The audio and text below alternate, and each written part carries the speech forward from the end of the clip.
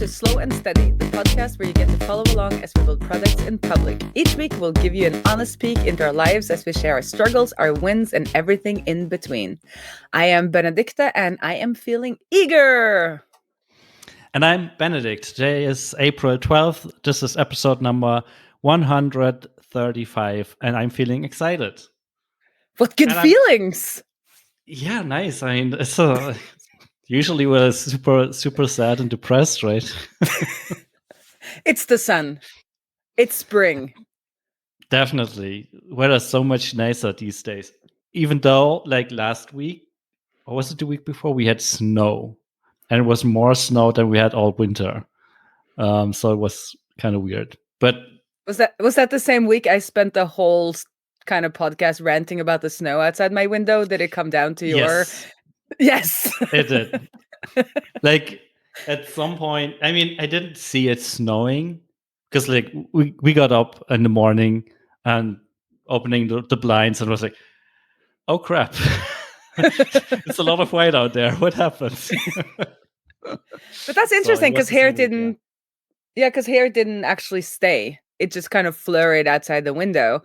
So I'm guessing the whole thing just like came down to your end of Europe and dumped itself on your doorstep instead of my doorstep. Yeah, apparently, yeah. You're welcome. It didn't stay for long. Like by noon, it was basically gone. Well, still, I mean, we didn't have any snow this year other than on that occasion. So, yeah. But yeah, it was a lot of... It's been super nice, so... Yeah, no, because I don't know if it's me, but I arrived in Minnesota for the MicroConf conference and it snowed. So it's like, and Athens was super cold. So I don't know, like I'm not supposed to travel alone because then I just like bring the cold weather with me. But it was fun nonetheless. But it was a little strange, like arriving there and there being snow. But as we know, like a lot of Norwegians settled in that region because I guess they traveled all the way to the States and then they decided to find somewhere as cold and as uninhabitable and as like hard to grow stuff as in their own country, and they settled in Minnesota and Utah and surrounding areas. They're like, we can do this. We know how this goes. We know how to do this. I think somebody said like there was a lot of forests and you know, Norwegians knew how to kind of cut down trees and use it as a resource. So something like that. And somebody told me, and I kind of know this from like my like elementary school days. I think at some point it was about a third of the Norwegian population left for the United States.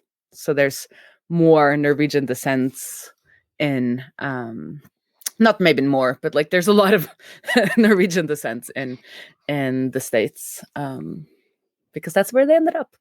Anywho, snow. Anywho, yeah. Like talking about MicroConf, I have to ask, how was MicroConf? I'm super jealous that it was so boring. You went there and I didn't. Just kidding. Oh, I was not boring. No, it was a ton of fun. Like it was a lot of fun.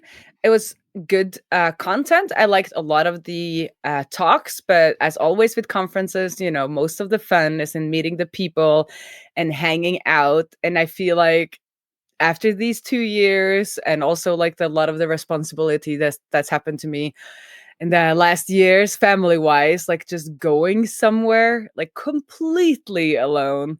I guess I did that to Athens too, but it was more like a quieter trip. But this was like party time. And I just had so much fun just like being on my own, meeting people, drinking and enjoying myself. And I also managed to stop by a really good friend in New York on both sides of the conference because it was actually an easier trip to go through New York. And then getting myself from the airport on one side of New York to the airport on the other side of New York, which none of the like trip advisors would like have as a suggestion because it's a pretty long trek. But my friend lives in between those two, so it was like a perfect. She lives in Queens, and domestic flights out of New York leave from Queens, so it was like a very good combination. So just meeting her as well, which like we used to travel to India. We've been traveled quite a few places in the States. So just meeting up with her as well from like my young days of being independent, and all of that was just like a really fun time, I must say. And after these, I guess I've been traveling for 4 weeks on and off now. And you asked me like, will you get tired? And I am tired physically, but I'm getting not too bad on the jet lag actually, but mentally not tired. So much fun. Just have to realize that I'm more extroverted than I've ever wanted to admit, because I do like to spend my I like to just lay on the couch and like read a book and stuff like that for hours. But I was obviously hungry for some some party time and some people and just meeting interesting people and talking and enjoying myself. So that was good. And since I know you, I get instant respect. I guess people respect me on my own as well, but they're like, oh, oh, you have that podcast with Benedikt, and Benedikt, oh, that's so fun. That you're like basically the same name. And also after talking to people for a little while and they did that connection, either right away, but also sometimes after a little while, it's like, oh, that's why I know your voice. Like I knew there was something familiar with your voice. So I did meet, quite a few listeners, and even got to do Dance Dance Revolution with Adam. Was it Adam McRae? Was that what I think was his last name? And he's got a product that you use, some kind of Rails product. I'm not a Rails person, so but maybe you want to. What's the product again? You use it's it, right? Rails Autoscale, and he's also starting a new one, like more like framework independent, called Judoscale. So he's in the Heroku marketplace with both. Yeah. So that was a lot of fun. I've never done Dance Dance Revolution before. That was also a lot of fun. Many firsts. New on this MicroConf, I heard was a new thing. This is my first, so I would know, obviously. Was on the second day we had choose your own adventure, and you could choose between like a beer tour of the breweries, something like that. But you could also do a trapeze or improv amongst the more kind of adventurous choices. So I decided to do the improv class because it was like, I find this weird about myself, and I know people who hear me say that find it weird, but improv is maybe one of the most scariest things I could think to do ever. So scared of improv. I feel like same scale as when I started streaming. Like I was so scared of streaming. I didn't want to do it. And then I told myself, like, fair is not going to be the reason you're not doing it. Started doing it, loved it. Same thing with improv, even though this was very, very gentle introduction to improv, but it was a lot of fun. Learned a ton about myself. Turns out that I have a really hard time saying untrue stuff, even though that is the point. It's like, but like my brain was just like, So I think maybe I want to do more of that. I'll see if I can find some classes here in Oslo, because I think it will be good for me to be kind of challenged or practice being more open to potentially untrue or just like being open to things that don't kind of fit in with my own ideas, right? So that was great. And after that, me and a guy called Shai, we ended up laying down on the floor in like the reception area, because I was like, oh, I saw this video of somebody doing these like fair exercises where you just lay down in the middle of the street to like realize that people don't really care, or if they care, it's not like, why not just do it? Like, it's an unwritten rule that you won't do it, but but you can, like, if you want to. And I think somebody afterwards said that that's like a Tim Ferriss thing. He has that as a challenge that he has challenged himself and like challenged other people to do. And one of the like rules of improv is yes and. So I was telling this to him, and he was like, "Oh, so you want to lay down?" And I was like, "No, yes." So we like lay down on the floor in that area, and everybody coming back from the brewery tour were just like, "So was there like a whiskey tour? Like, why are you?" I would have signed up for the whiskey tour. But that ended up also just being like really nice. And it turns out when you just like lay next to each other and like look up at the ceiling, you can get some like really good conversations because you're not looking directly at the person you're talking to. So several people like lay down, and we really had some really good and honest conversations down there on the floor. Wait, what? So You started a movement basically? Like it started with the two of you, and in the end it was more? I think we had 2 or 3 people kind of visit. So we were laying Nice. kind of next to each other, and then somebody would like lay down with their head kind of towards it, but their feet in the other direction. So our heads would be a little triangle kind of. So we had 2 or 3 people visit Nice. us on the floor. Hey, maybe that's a new tradition. I hope there was a lot of photographers at this conference. So maybe somebody has a photo, like maybe they took a photo of that. I don't know. That would be fun to see because we were just laying on the floor. It was nice. It was nice. But yeah.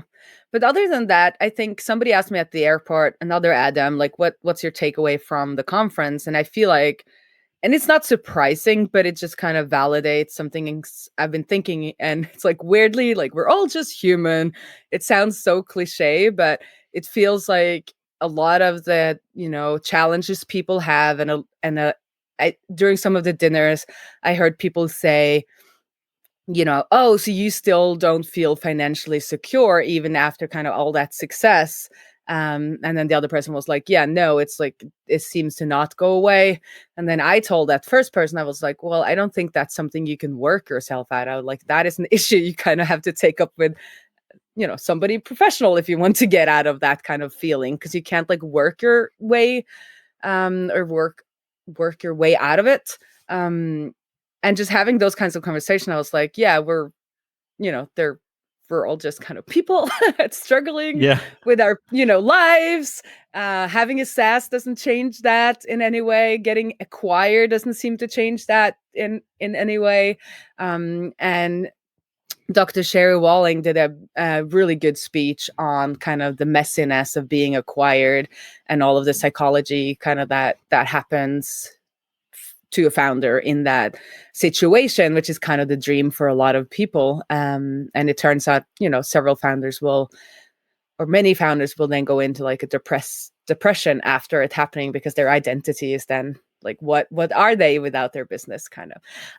So a lot of interesting conversations around that. So I do feel all of this conversation, like meeting all these people who do really cool stuff, but they're just people or humans, not that much different from me. I feel like, if I really want to do this, I think I can do this. I think I can make POW like something, make it a success, but then I have to define what is success for me. And then also, do I want to do it? Because it's not a magic solution for any of these people. Like, they all have the same problems.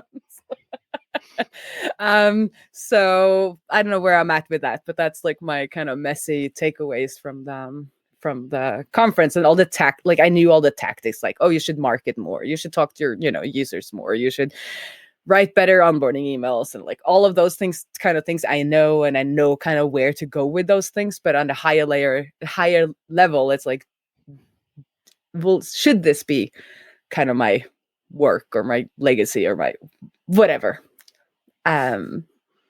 Well, I hope that makes sense to anybody listening. I know you.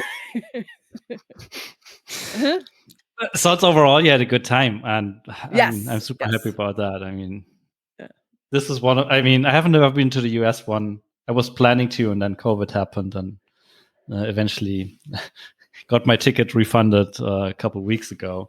But overall, like MicroConf Europe is definitely one of my favorite conferences ever because of the crowd and the connections and all the fun we're having at the conferences. So I'm glad you had the same experience, or at least a similar experience. So very I think we both talked about, like, people are very open and eager to help and eager to be open and transparent, I guess. So that's different, I feel, from maybe other conferences or just other social settings. I think a lot of SaaS founders feel lonely because they work on their projects alone, or if they have employees, that's their employees. So they can't kind of talk about their, can't find my words. There's stuff with Yeah. them. So when you come to the conference, like people are very open and transparent about all that is going on and helping each other and getting advice from each other. And really, it was really easy just to approach people and become part of the gang. I started the whole thing with not getting to the reception because I was stuck on LaGuardia in New York for 3 hours because of a storm. And I came in really late and I thought, okay, I could just like hang out in my room, but I was really eager to start meeting people. So, and I'm just so happy I'm at an age and like, I don't know, stage in my life where I just do these things. So I just went down to the bar without my glasses and kind of like walked quite close to people to see if they had any like MicroConf like logos happening. So I found some people and they were just like MicroConf and they were like, yes. And 15 minutes later, I was eating somebody's leftover taco and all was good because the kitchen had closed. So I hate it when you're too late for the kitchen. So yeah. So yeah, a very open and fun crowd. Yes. Nice. So I guess over to the business side of things. Yeah, what else happened in the last 1.5 weeks or so since we talked? I don't know. London, Athens, Minneapolis, New York, like that's what happened. But I also have been able to keep up with my Gatsby emails, which I feel again, I feel like this system approach to things really work for me. So even if I was like, at MicroConf, I got like in half an hour in the hotel room. I got my email written. Like I did it every day because that's kind of my system. And I feel like that I need to get, now that that engine, as we talked about, is really working, I need to set up these kinds of system for POW as well, where I like have something that kind of have a system that helps me kind of keep progressing with POW and keep doing stuff on POW because it's really working for my Queen stuff, which is a little easier like mentally because it's very contained and stuff like that. But I think I can use some of that learnings through systems and applying that to POW after Easter. So I did all my emails. I didn't stream because I was on a intercontinental airplane on my regular streaming hour. Or actually, I was 4 hours on the tarmac in New York without food when I was supposed to stream. So I would rather have streamed. But anyway, I got all of that done. And then I have decided this is Easter vacation in Norway. School is out. So I'm doing this podcast. But other than that, I'm not doing any of the emails or streams or anything like that for school vacation. That's kind of the rule that I've created for myself. So I don't have to like hustle and get the email done while I'm supposed to like have family time. So yeah, that is on the systems. And then I realized, and I don't know when, I think maybe we talked about that the last time, but sometime in these weeks, I realized that the focus for Queen Ray, in addition to like, of course, Gatsby, is Gatsby plugins. So hopefully I'll get a course out this summer on how to create your own Gatsby, specifically source plugins. I think there's several ideas, but if I can like make a paid plugin, so developers that need a specific feature set can download and use my plugin that I can then charge for in some way. But I want to come up with something that is super laser focused. I don't want it to be too big, so I'm not going to force it. I'm going to like keep it in the back of my mind and see where I can like find something that people would be willing to pay for as a plugin. And then also done for you plugins, like we've talked about, that either agencies that need help with more advanced features can come to us for a plugin that solves that issue, but also for SaaSes that already have or want to have plugins for Gatsby can then outsource kind of that work to us instead of having somebody in-house do it that don't have the expertise. Because I've been looking around on a lot of the source plugins and they are not doing best practices. Like there's a lot of like hacky ways and solutions that will come, that will probably, like, as new updates are coming and things get deprecated, like they will feel the pain of not doing it the Gatsby way. And also thinking about then asking maintainers that I find that have popular plugins or work in-house into a Slack or something, community of some kind, where we can like help each other out making better plugins. And I think that Gatsby will be very positive to something like initiatives like that, because they end up spending a lot of time, I think, helping out, other products and services, making their plugins good, because otherwise Gatsby look bad. When the plugins are bad, Gatsby look bad, even though Gatsby haven't made them. Yeah. So if they have somebody they can, go talk to them, go pay them instead of paying Gatsby, because Gatsby isn't a consultancy; they're a, or a service provider. They're supposed to do Gatsby. Anyway, so that is my thoughts on Queen Ray. So, and also I met Adam Culvert of Bullet Train, I think, in Athens. He was also at MicroConf. And I've been thinking about doing a SaaS starter for Gatsby. And he was like, don't do that, do plugins. So I was like, okay. You don't want to do it all. You want to focus your plugins. So I was like, okay, I'll do that. And he just open sourced. Just doesn't want the SaaS competition. Starter. I don't know. He just open sourced his whole Rails starter. Yeah. I was just joking. I think he has like experience building this for the last couple of years, so maybe he knows all the pain by now and wants to shield you from it. Yes. And also, if I don't want it to be like my whole existence, kind of like, know, and it's better than to have some very specific plugins if I can like find those pains. And I think talking to more plugin maintainers and more of people in the community, then I might find these little like specific pain points that people would be willing to pay for, right?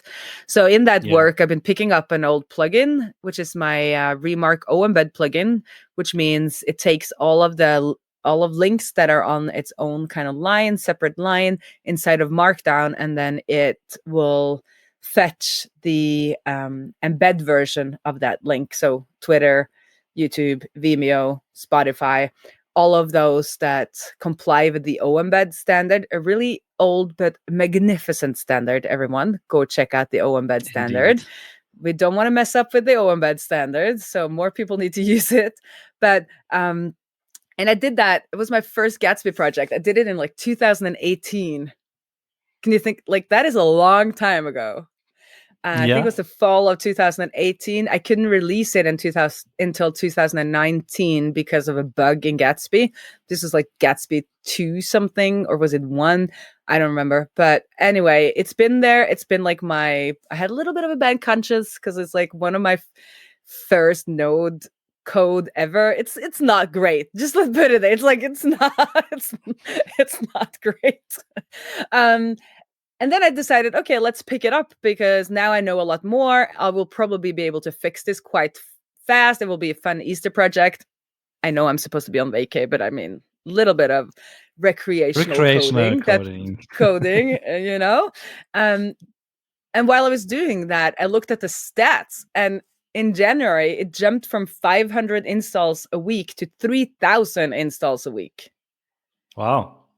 That's a lot. I have no idea what happened in January. Like, is there bots downloading NPM packages? Like, I don't know, but at least it's jumped. And I think some of that is like real growth.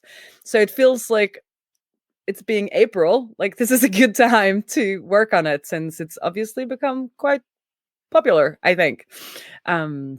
So that will be like fun to just like do the refactor and just make code nice. I don't know. I feel good when I do that. It's good recreational coding. Taking something and cleaning it up. And it almost feels like I'm cleaning up somebody else's mess because it's like 2018 Benedicte. So I can just pretend she's somebody else. She wasn't a queen then, you know, so. Yeah, like that's a saying that like code you wrote a month ago is basically code written by someone else because you don't remember anything about it. And I'm like going in there like adding comments, right? Because I was like, why did I do it this way? And it's like, okay, I'll write a comment now that I understand it. So future Benedict don't have to go through the same kind of, what did I think about when I did that? Anyway, yeah, I'll try to wrap up. I don't know how long I've been talking now, but so lastly then POW, which is why I was at MicroConf. I mean, I guess I could make some kind of Gatsby sass. Anyway, but the reason I was at MicroConf was probably, it was POW. Not probably, it was POW. And I managed to talk to the women there, not that many. So I managed to all talk to 5 of most of them. all 5 of them. And like talking through a little bit like my ideas around POW. And for the people who are new, POW is the Privacy First Menstrual Cycle Journal.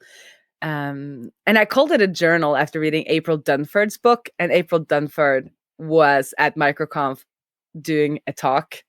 And for the first time in my life, I was so starstruck, I couldn't say anything. Like I was standing in her like circle and like nothing came out. I was just like, hey, great talk. That was all I had. That was all. But anyway, I called it a journal because it's UI wise, it's more of a journal, less like a tracker where you just like click buttons. Anyway, talking to these ladies, I mentioned planning around the cycle, using the cycle more to your like strength, or like look at the strengths, like how can you use it for good, blah blah blah, getting the data out of the app. I think I mentioned that on the podcast before, like getting the other apps, share your data with third parties often, but they don't let you get the data back into, or like funnel the data into something else. So what I mentioned, getting kind of your cycle back into, for instance, GCal, so that you could like plan your weeks going forward and have kind of a little bit of that cycle data overlaid on your calendar, maybe like secret, maybe it's your own emojis, maybe your own colors, something like that, but you could have that in your calendar. A lot of the people like perked up because first they were like, I don't really care about this stuff.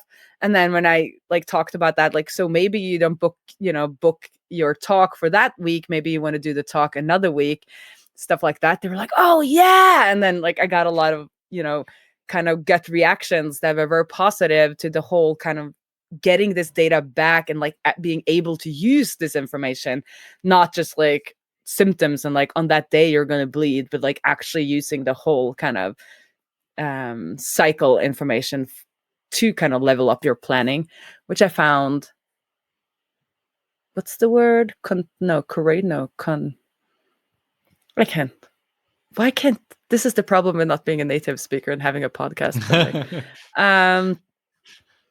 Like it felt like I'm onto something, I guess. Like they were like, Yes, the solution. Yeah, just describe it with other words. Describe it without the words. And someone even referenced one of our older podcast episodes saying like, oh yeah, I remember you talking about your friend who like really loved to sell in certain part of her cycles. And I found that like super interesting. And I would like more information like about that. And so there's something, I think like that is kind of the direction that I need to go in. But saying that is not an easy direction to go in. Like I was talking to some SaaS founders where technically their SaaSes are not that hard. But like here we're talking, you gotta analyze the cycle statistically into the future. I have to make like iCalendar subscriptions. What if things change? I have to do it all in the browser when things are unencrypted. Like I'm not making the easy for myself. But like we talked to with Steve, is like sometimes that's why nobody has done it. And maybe it's worth actually doing it. Like if people actually want this kind of features, it could be worth doing, even though it's hard. Just like that's it for me today. let me follow up with a question there. Like I can see how this would be useful, but I think you're making it harder for yourself by trying to do all of it in the browser and being like super strict about encrypting everything. Oh yeah, and absolutely. And I'm kind of wondering if you should ditch that idea. Oh, and just do it like all the others, but do the planning that they don't have. But security-wise, do Yes. it like the other ones are doing it. Yes. I mean, probably. I mean, you probably have to at least. I mean, you're running it on Firebase right now, right? If I remember No, correctly, user base, but I have to user base. yeah. So Which maybe change it to well something more trusted or whatever. I don't know. But like the thing I'd like to challenge is like how many of your customers and potential customers actually care about it's encrypted in your browser and like nobody ever sees it part.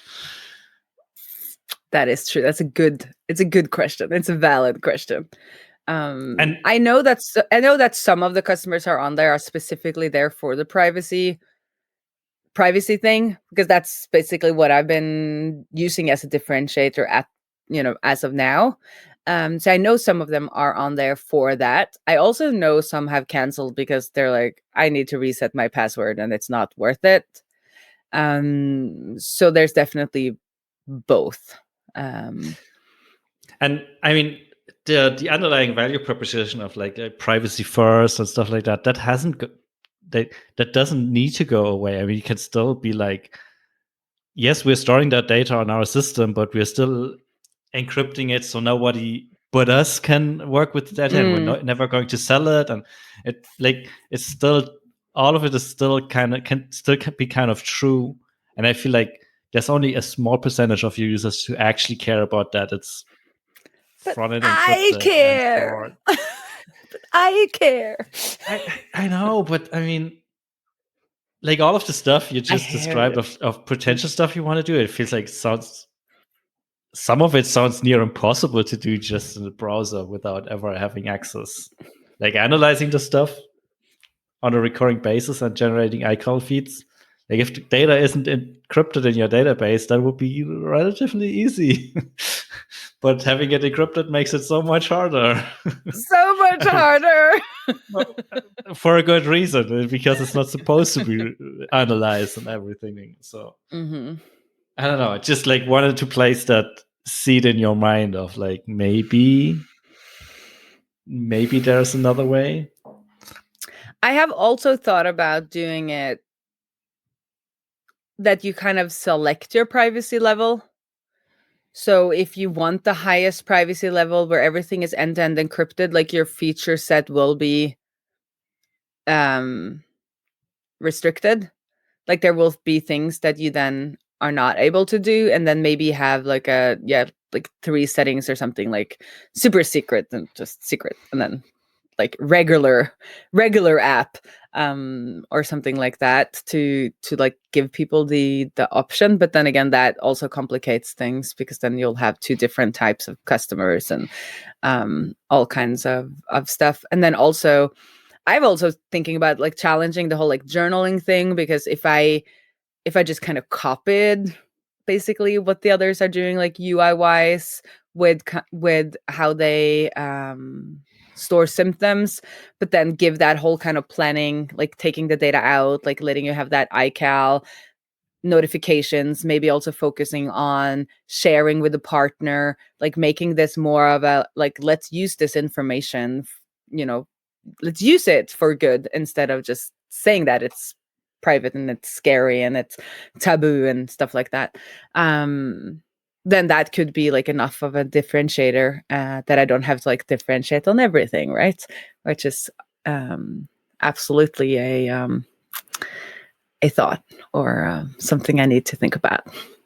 Um, but I Yeah. also thought about if I could take some of these, because I do have an idea of how to kind of create iCals and stream or iCals without, like, even if it's end-to-end encrypted, because I'm getting more and more kind of comfortable with encryption. I've been playing more and more with encryption and like how I can do this in a way that could work.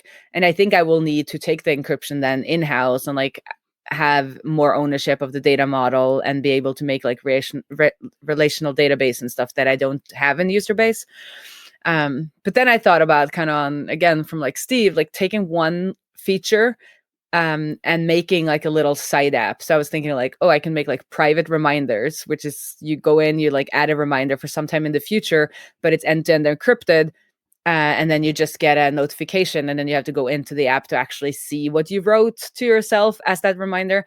And if I can do that, then I can also do it for my app. But then it could be like I can play with it and like look at a possible solution in a much more smaller, contained kind of feature way. And I could not even like have that as something that I try to sell, but more just as an open source project. Like I'm playing and trying to figure this out. And I think if I do it that way, it will be easier for me, because at the moment, which when you already have customers and you go into your code base, you're like, oh my God, what if I break it for everyone? What if I there's like so many things to think about. But if I can like play with these features outside and then see if I can make it work and then take them inside, I think that would be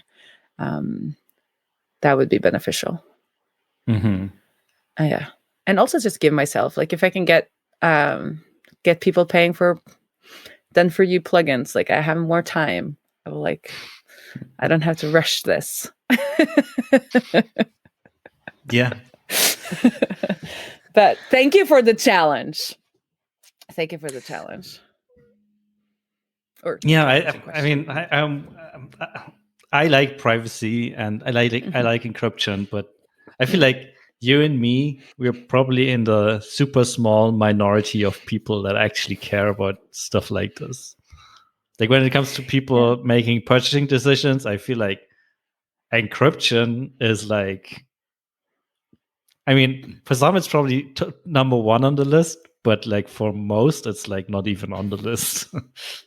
I don't think they don't even know what encryption is, and that is why the whole thing about not having password recovery and stuff like that is really hard. Like they want the premise kind of privacy first. They want that, like they realize that, okay, this is important.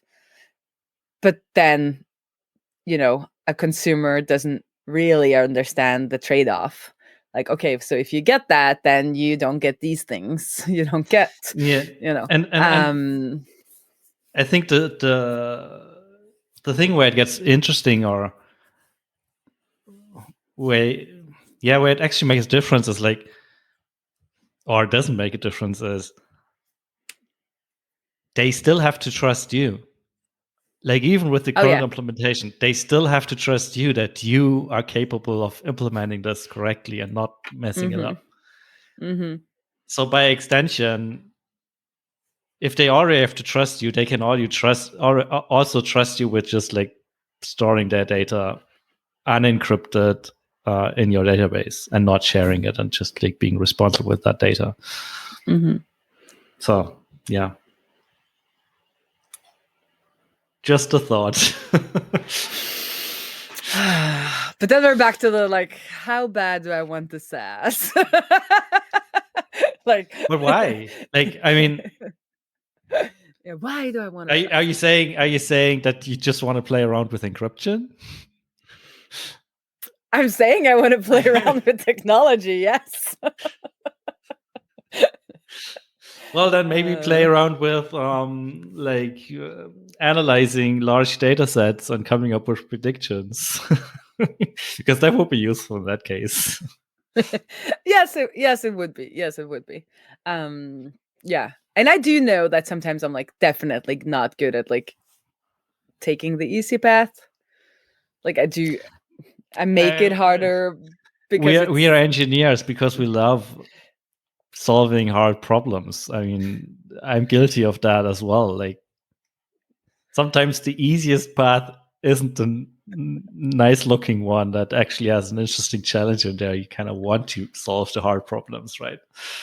Yeah, then it's what hard problem you want to solve, because definitely with POW, I mean, I could take an easier technical like backend path, or like not backend, like I'm not doing the backend myself, but I should do, like if I really want to go down the privacy path, I need to take it in-house. But but there are a lot of like UI challenges, and there's a lot of these kind of job to be done challenges, and a lot more of those, but they're not coding challenges, right? They're more like understanding the customer challenges and all of those things that we are supposed to do more of as SaaS founders. That's the other part. Like, there's a lot of challenges in all of this that are not related to code. And then maybe that's the challenges that are also worth spending time on, and hard challenges that should spend more time on. Oh boy. Or can just like quit everything, get a high paying tech job, and travel the world. That's definitely also an option. I mean, Brian tried all of it, and he seemed happy enough when we last talked to him. So he does, doesn't he? I don't know. This freedom, it's addictive. Yeah, I know. I love how you just paused there. Yes, I mean, sometimes I think I've mentioned this a couple of times on the podcast already. Is like, we always say that we're doing this because of the freedom, and especially I myself noticed that while I value the freedom, I'm not really making use of it much. Like, I'm still working 9 to 5, more or less, 40 hours a week, Mondays to Friday. And then, yes, I'm taking the weekends off and doing fun stuff on the weekends. But it's not like that I often just take a day off in the middle of the week, or just like leave on a vacation without actually planning for it or doing anything remotely spontaneous with my freedom. So sometimes I'm questioning myself if freedom is actually that valuable to me. Well, yes, it is, but also, if you're not using it, what's the point, right? I think you're doing a better job with that. Yeah, maybe you should work on that. Maybe you should YOLO a little bit more. Take a day. Yeah, maybe I should. Maybe that's your challenge for after Easter, like once a month, just like be crazy and not work one day. Like, hop on a plane to Oslo and we can go do something fun. Eat some chocolate. No, I have thought about that a lot, and I am quite good at using my freedom, and sometimes too much, because then I don't do anything, right? And then I just wait until I have to do something, financially or something, I just have to do something to like get myself out of it.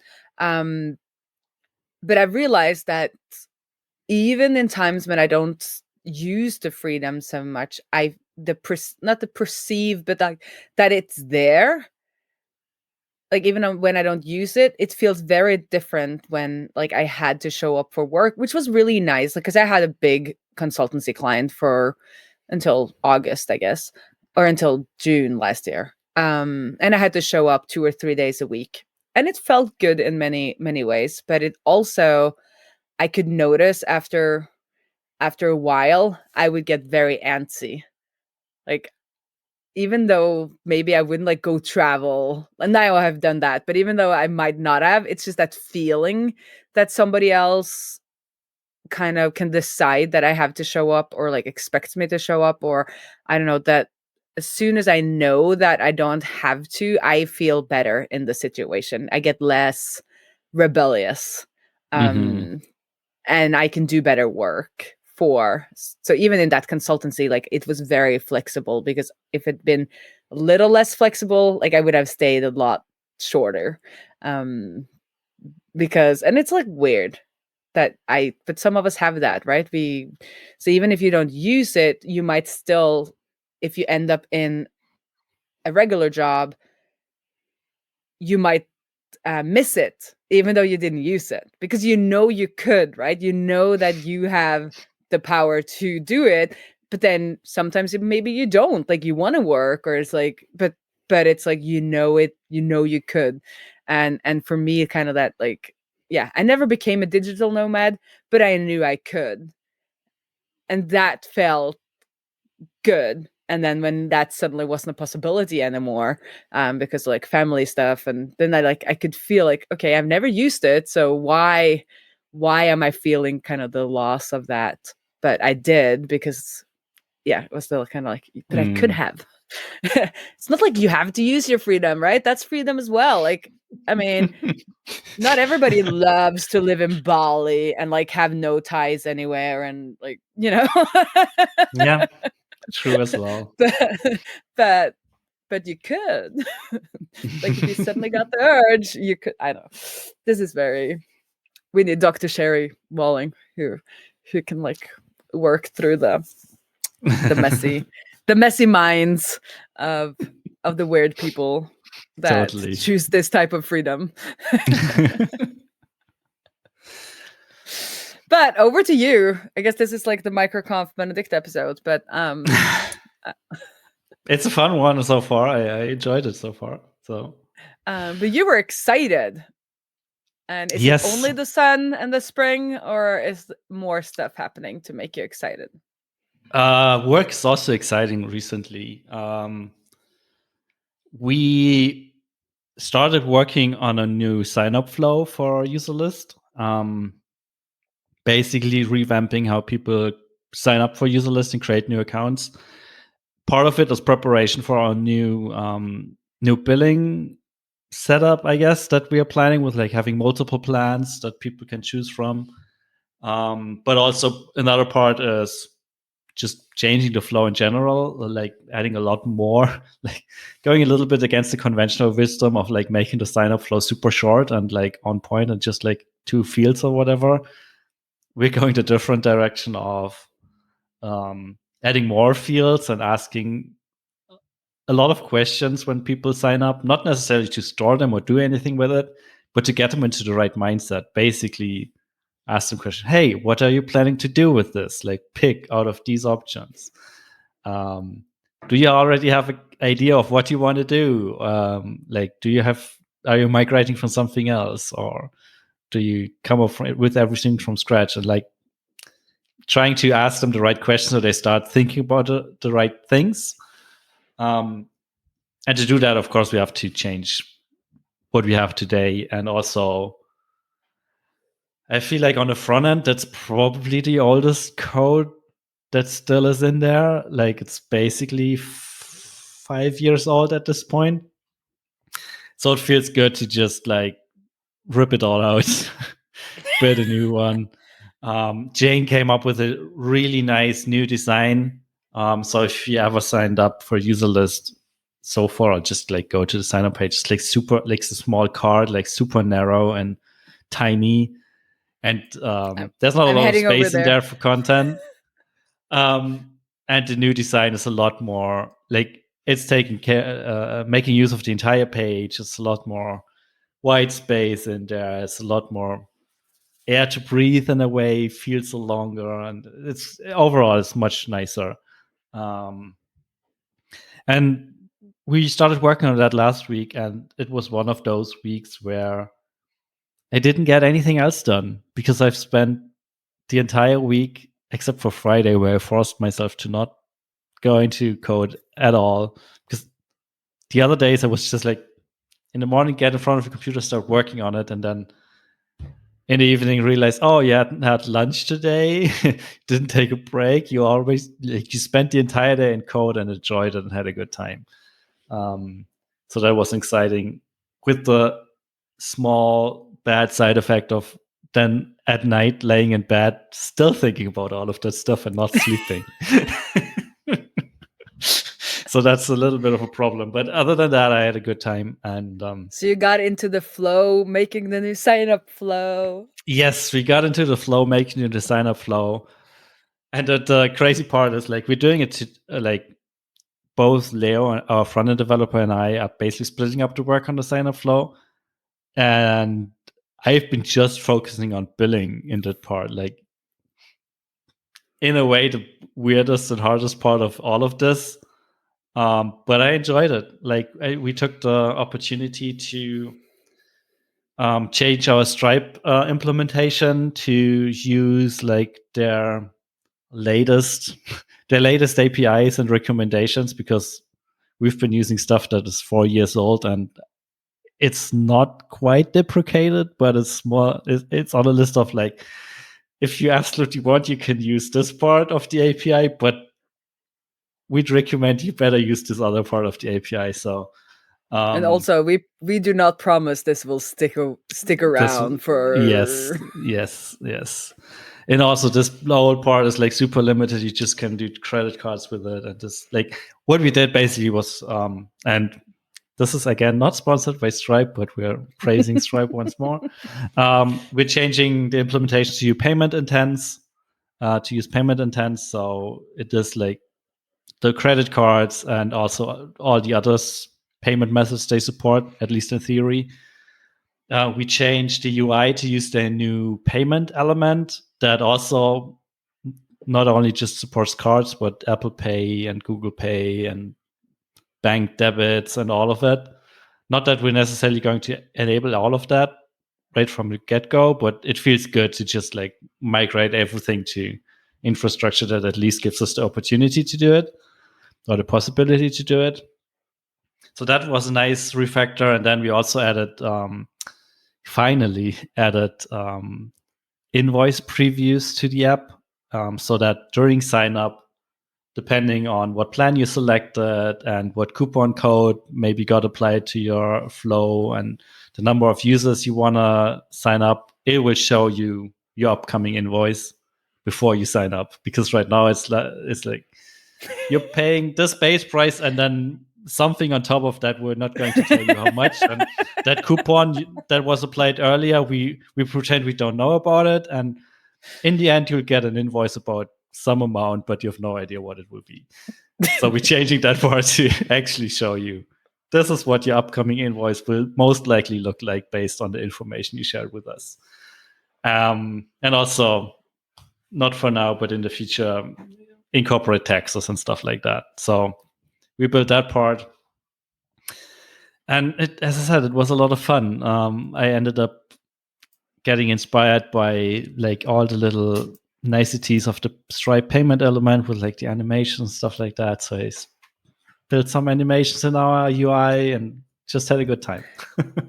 Yeah, so now you're not using the kind of their checkout page in any way. You're using the elements so you can have full control over the layout of your payment page. Yes, exactly. Admittedly, our new sign-up flow looks a little bit similar than like what Stripe's checkout flow looks like, but we still wanted more control, and just being able to customize it a little bit more. And like with the payment elements, it wasn't that.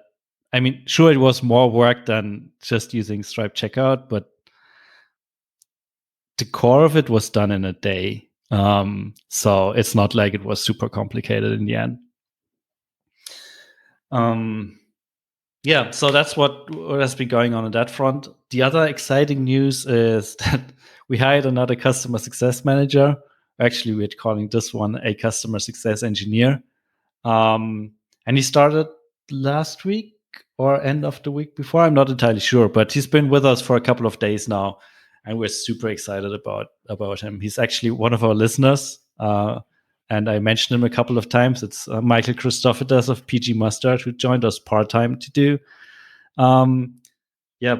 customer support and customer success. And I mean, one of the fun things is one of the first support tickets he answered basically he used information that he got from listening to this podcast. That's awesome. He came to the London meetup, and he just such a great person.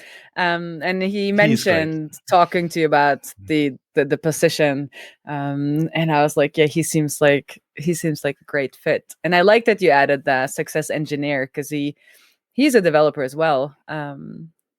Because he's the developer.